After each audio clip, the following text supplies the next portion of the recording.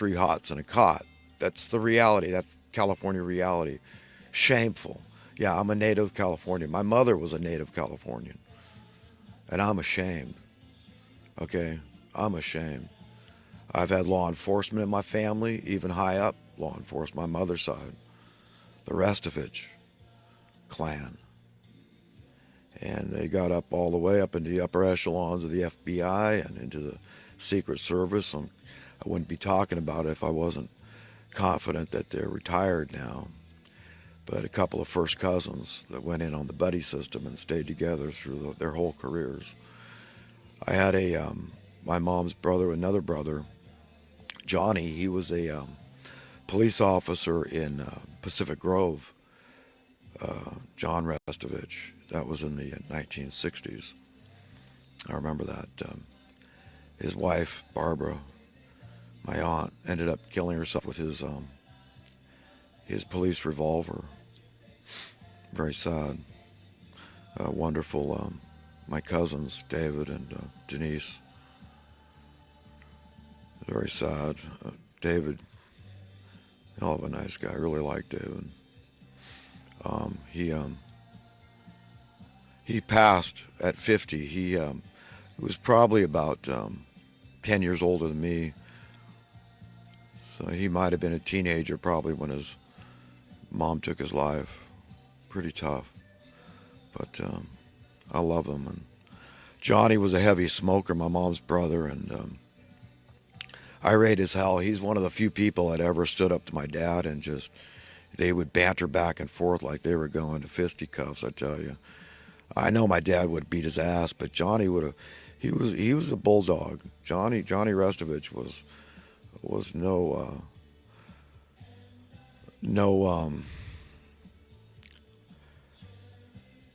pushover, let's put it that way. So, but they had a fiery relationship. That's why they never spent that much time together. The few times I saw them together, it was pretty tough. But we did stay at their house for a few days, a short period, back in the 60s when we were in transition from moving from Florida to Santa Cruz. We had lived in Inglewood, Florida. For a short spell, we had moved from Manhattan Beach, California to Florida. And then we were coming back, but we stayed there for a brief period, probably in about 1964, 65, I guess, in that early 65, something like that. Anyhow, that's enough about my family, but Johnny was a police officer on the Pacific Grove. So I got law enforcement in my family, and, I look to these guys to really step up to the plate with this homeless issue and really look to the Constitution and above all look to God for your guidance. I mean, we all have the ability to see through divine eyes when it comes to getting our opinion on controversial issues. Is turn to God. I mean, I cannot give better advice because, the Spirit of Truth, it's called the Holy Spirit, it's called the Comforter, it's called the Encourager, it's called many things. Whatever good you want to call it, God's fine with you just calling him good. And never bad. It's not his fault that anything bad has ever happened in history. It was not his will from us from the beginning. It's illogical. Okay, and when it comes to logic, he's the king, she's the queen. They are the king and queen, our divine parents, about this thing. I mean, what parent, even a crappy parent, wants their children to experience anything bad, ever? None of them. They don't want their children to ever experience pain. They always want the very best for them. This is logical to assume. Therefore, logic is a form of science. If it makes sense, if it, walks like a duck, quacks like a duck, generally it's safe to assume it is. I mean, sure, you can investigate, see, and sure, okay, it's definitely a duck. It's not a decoy. It's not a fake out. Okay, it's not deceit here. This is the real deal. It's a duck. And so at some point, we all have to trust and have faith. Therefore, faith and trust become like a science too, because it's based on logic and reason.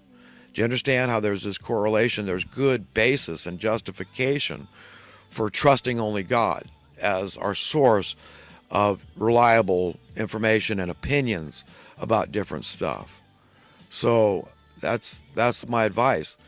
So that's why I wish that anybody that can benefit from the things I teach and preach, plagiarize it, just put it in your own words, and just say, yeah, well, I've always had that thought anyhow, but this guy kind of put it into words where it brought out what was already in me, the godly instincts I have within me. So you're able to convey it as it is your own, okay? And it is. Who cares? We're good. Look at the Bible.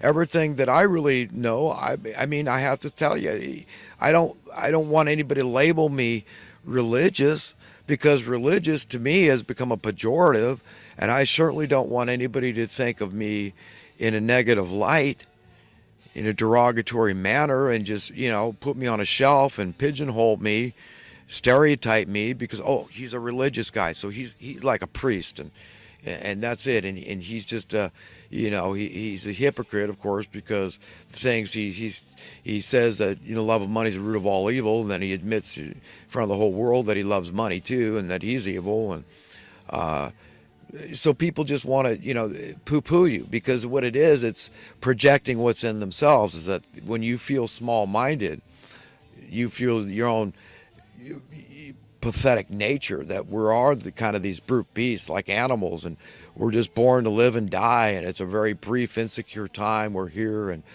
so you got this small mind, and you're just in the moment of living life to its fullest in your own carnal mind and temporal sense, that you can enjoy the pleasures of life. So you love the things of this world more than God, like in the book of Timothy talks about this, lovers of pleasure more than lovers of God.